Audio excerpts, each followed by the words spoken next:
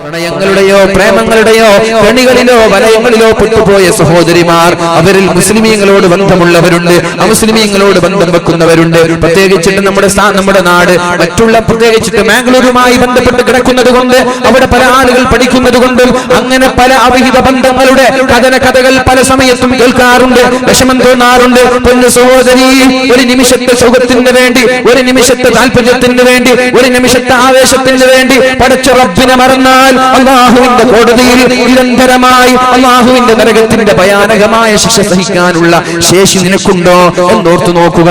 ഏതായാലും മഹാനായ ഉമർ ഇബ്നുൽ ഖത്താബ് റളിയല്ലാഹു അൻഹു ചെറുപ്പക്കാരനെ വിളിച്ചു. നോക്കുമ്പോ മുടിയൊക്കെ ഭംഗിയായി വെട്ടി വളരെ മനോഹരമായ നല്ല സ്റ്റൈലുള്ള ഒരു ചെറുപ്പക്കാരൻ. പ്രത്യേകിച്ചിട്ട് നമ്മുടെ ചെറുപ്പക്കാരൊക്കെ വല്ലാത്ത ഗ്ലാമറാണ് അല്ലെ, അങ്ങനല്ലേ? നമ്മുടെ ചെറുപ്പക്കാരൊക്കെ നല്ല ഗ്ലാമറാണ്, മനോഹരമായ. അള്ളാഹുവിന്റെ വലിയൊരു സൗഭാഗ്യമാണ് നമ്മുടെ കാസർഗോഡ് ജില്ല പ്രത്യേകിച്ചിട്ട്. അള്ളാഹു സൗന്ദര്യവും എല്ലാവിധ സുഖങ്ങളും നൽകി അനുഗ്രഹിച്ച ഒരു നാടാണ്. പക്ഷെ നമ്മൾ അങ്ങനെയൊക്കെ ലഭിക്കുമ്പോൾ അതിന് തിരിച്ച് നന്ദി ചെയ്യണം, അത് മിസ്യൂസ് ചെയ്യാൻ പാടില്ല. അപ്പൊ ഈ സഹോദരന്റെ ഭംഗി ആ പെണ്ണിനെ വശീകരിക്കുകയാണ്, ആ പെണ്ണിന് താല്പര്യം വരികയാണ്. അപ്പൊ നമ്മൾ എന്താണ് മനസ്സിലാക്കേണ്ടത്? നമ്മളൊക്കെ മനോഹരമായ വസ്ത്രം ധരിച്ചുകൊണ്ട് ഷോപ്പിലേക്കും അത് സെയിൽസ്മാൻ ആയിട്ടും അല്ലെങ്കിൽ ബസ് സ്റ്റാൻഡിലേക്കും അങ്ങാടികളിലേക്കും ഒക്കെ പോവാറുണ്ട്. നമ്മുടെ ലക്ഷ്യം എന്താ? ആരെങ്കിലും ഒന്ന് കണ്ടോട്ടെ, എന്റെ ഭംഗി ആളുകൾ ആസ്വദിക്കട്ടെ എന്ന ലക്ഷ്യത്തോടെയാണ് പോകുന്നത്. പക്ഷേ ആ ലക്ഷ്യം പോലും ഹറാമാണ്, ആ ലക്ഷ്യം പോലും തെറ്റാണ്. ഉമർ തങ്ങൾ ഉടനെ ആ ചെറുപ്പക്കാരനോട് പറഞ്ഞു, പോടാ ബാർബർ ഷോപ്പിൽ പോയി വാ, എന്നിട്ട് മുടി മുണ്ടനം ചെയ്ത് മൊട്ടയടിച്ച് വരാൻ പറഞ്ഞു. മൊട്ടടിച്ചപ്പോഴേക്കും വല്ലാത്ത ഭംഗി വർദ്ധിച്ചു. ചില ആളുകൾ അങ്ങനെയില്ലേ, സ്റ്റൈലുള്ള ആളുകൾ എങ്ങനെ ആയാലും സ്റ്റൈൽ തന്നെയാണ്.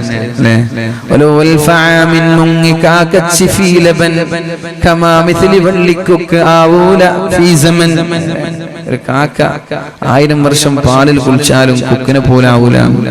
അപ്പൊ നമ്മളെ പോലെ കുറച്ച് ആളുകളൊക്കെ കുറെ ഫൗണ്ടേഷനും കുറെ ഫെയർലോലും കുറെ ഫെയർ ഹാൻഡ്സും ഒക്കെ ഇട്ടാല് വെളുക്കാൻ പോകുന്നില്ല, അത്രേ ഉണ്ടാവും.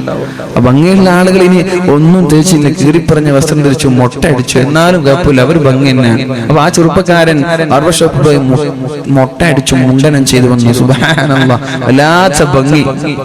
നമുക്കറിയായിരിക്കും, നമ്മളൊരു ഇസ്ലാമിക് പാട്ടുകളൊക്കെ പാടുന്ന മഹർസൈനൊക്കെ നിങ്ങൾ കണ്ടിട്ടുണ്ടാവും അല്ലെ?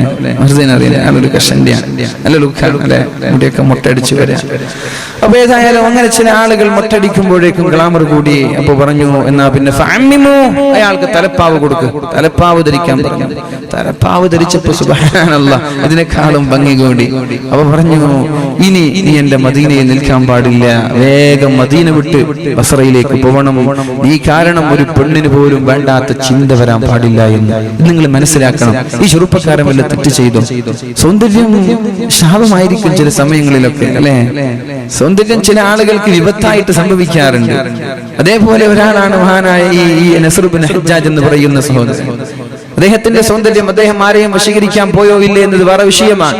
അദ്ദേഹത്തിന്റെ സൗന്ദര്യം കണ്ട് ഒരു പെണ്ണ് ആസ്വദിച്ചപ്പോഴാണ് മഹാനായ ഉമർ തങ്ങൾ പറഞ്ഞത്, മോനെ, നീ ഇനി മദീനയിൽ നിൽക്കരുത്. എന്റെ മദീനയിൽ ഒരു പെണ്ണിന് പോലും വ്യഭിചാരത്തെ കുറിച്ചുള്ള ചിന്ത ഉണ്ടാവാൻ പാടില്ല. പിന്നെ വ്യഭിചാരം ഉണ്ടായാലുള്ള കഥ എന്താണ്? വ്യഭിചാരത്തെ കുറിച്ചുള്ള ചിന്ത പോലും എന്റെ മദീനയിൽ ഉണ്ടാവാൻ പാടില്ല, നീ നാട് വിട്ടോളണം എന്ന് പറഞ്ഞ് ബസ്രയിലേക്ക് നാട് കടത്തിയെന്ന. അപ്പൊ ഞാൻ പറഞ്ഞു വരുന്നത്, തിന്മയെ നമ്മൾ ലഘൂകരിച്ച് കാണാൻ, നമ്മൾക്ക് ചാറ്റ് ചെയ്യുന്നതോ കോൾ ചെയ്യുന്നതോ വീഡിയോ കോൺഫറൻസ് നടത്തുന്നതോ ഇമേജുകൾ ടെക്സ്റ്റുകൾ പരസ്പരം കൈമാറുന്നതോ ഒന്നും കുഴപ്പമേ അല്ല. പിന്നെ ഇതൊക്കെ എപ്പോഴാ കുഴപ്പമാവുന്നത്? പിന്നെ ചെറിയൊരു വഞ്ചനയും ചതിയും ബ്ലാക്ക് മെയിലിംഗും നടത്താൻ പോവാൻ നമ്മൾ അയച്ചു കൊടുത്തൊരു ഇമേജ്, അത് വെച്ചിട്ട് നിന്റെ ജീവിതം വിലപേശാൻ, നിന്റെ കുടുംബത്തെ വിലപേശാൻ ആ സമയത്താണ് നീ വിരൽ കടിക്കസു. പടച്ചോനെ, ഇത് വേണ്ടായിരുന്നല്ലോ. ഉസ്താദുമാര് പറഞ്ഞതൊക്കെ സത്യമാണല്ലോ. ഞാൻ വിചാരിച്ചു ഇവൻ എന്നോട് വല്ലാത്ത ആത്മാർത്ഥമായ സ്നേഹം കൊണ്ടാണെന്നൊക്കെ ഞാൻ തെറ്റിദ്ധരിച്ചു പോയതാണ്. ഇവന്റെ താല്പര്യം എന്റെ ശരീരമായിരുന്നു എന്ന് നിനക്ക് തോന്നാൻ തുടങ്ങുന്നൊരു സമയം വരാനുണ്ട്. അപ്പോഴേക്കും നിന്റെ സമയം അതിക്രമിച്ചു കഴിഞ്ഞിരിക്കുകയാണ്. അപ്പോഴേക്കും നിന്റെ സമയം കഴിഞ്ഞു. പിന്നെ നീ ചിന്തിച്ചിട്ടോ ആലോചിച്ചിട്ടോ കാര്യമുണ്ടാവൂല.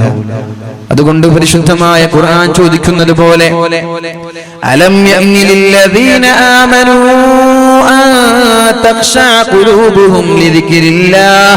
അല്ലാഹുവിനെ പേടിച്ചു നന്നാവാനുള്ള സമയമായിട്ടില്ലേ എന്ന ചോദ്യം ഉണ്ട് റബ്ബേ. ഞങ്ങൾക്കൊക്കെ നന്നാവണമെന്നുണ്ട് റബ്ബേ. ഞങ്ങളൊക്കെ നന്നാവാൻ ആഗ്രഹിക്കുകയാണ്. അല്ലാഹു നമ്മയൊക്കെ നല്ലവരിൽ പെടുത്തുമാറാവട്ടെ. മഹാനായ ഇബ്നു മസ്ഊദ് റളിയല്ലാഹു അൻഹു പറഞ്ഞതും അത് തന്നെയാണ്. ഒരു ചെമ്മാടിയായ ഒരാൾ അയാൾക്ക് എത്ര തെറ്റ് ചെയ്താലും ഒരു ഈച്ച മൂക്കിന്റെ വക്കിലൂടെ പാറിയതുപോലെ ഉണ്ടാവും. അയാൾക്കൊരു വിഷയമല്ല. എന്നാൽ ഒരു മുഅ്മിനായ ഒരാൾ ഒരു തെറ്റ് ജീവിതത്തിൽ വന്നുപോയാൽ ഒരു പർവ്വതം ശരീരത്തിലേക്ക് ഇടിഞ്ഞു വീഴുന്നത് മഹാനായ ഇബ്നു മസ്ഊദ് റളിയല്ലാഹു അൻഹു നമ്മോട് പഠിപ്പിക്കുകയാണ്. അല്ലാഹു നമ്മൾക്കും ബോധം നൽകുമാറാവട്ടെ. അല്ലാഹു നമ്മൾക്കും ബോധം നൽകുമാറാവട്ടെ. അല്ലാഹു നമ്മൾക്ക് നല്ല രീതിയിൽ ജീവിക്കാനുള്ള തൗഫീഖ് ചെയ്യുമാറാവട്ടെ. അല്ലാഹു ഒരു സമൂഹത്തെയും വെറുതെ നശിപ്പിച്ചിട്ടില്ല. ഒരു സമൂഹത്തെയും അല്ലാഹു വെറുതെ കൊന്നുകളഞ്ഞിട്ടില്ല. ഒരു സമൂഹത്തിനും അല്ലാഹുവിന്റെ അദാബ് വെറുതെ അല്ലാഹു അയച്ചിട്ടില്ല.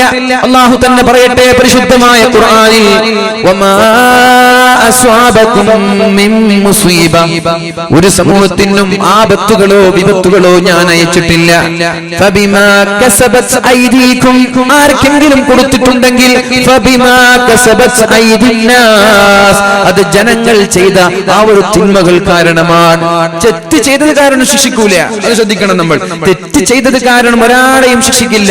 തെറ്റ് ചെയ്ത് തൗബ ചെയ്യാൻ നീ താല്പര്യം കാണിച്ചില്ലേ, അല്ലാഹുവിലേക്ക് മടങ്ങാനുള്ള സന്മനസ് നിനക്കുണ്ടായില്ലേ, അപ്പോഴാണ് ശിക്ഷകൾ ഇറങ്ങുന്നത്. തെറ്റ് ചെയ്തത് കാരണം ഒരാളെയും അല്ലാഹു ശിക്ഷിക്കില്ല.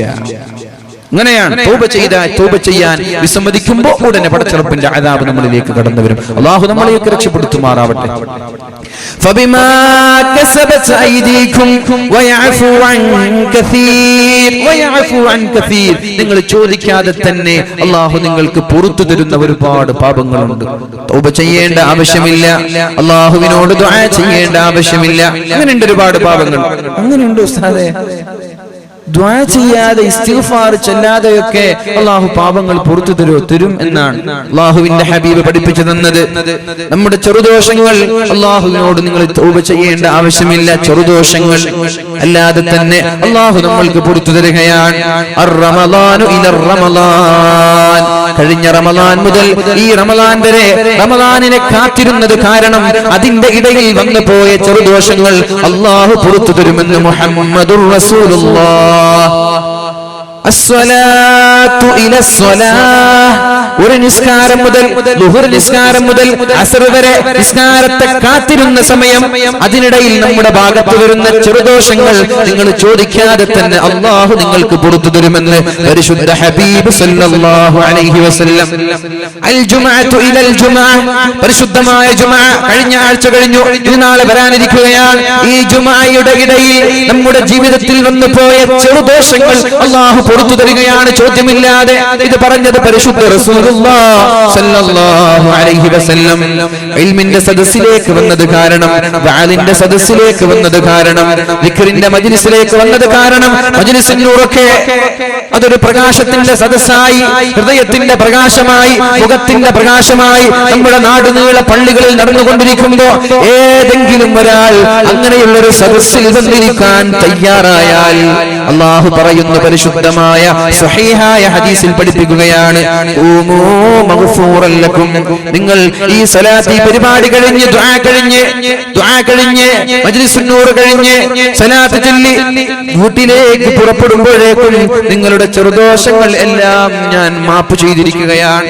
ചെറുദോഷങ്ങൾ ഇങ്ങനെ തന്നെ പൊറുക്കപ്പെടുന്നുണ്ട്.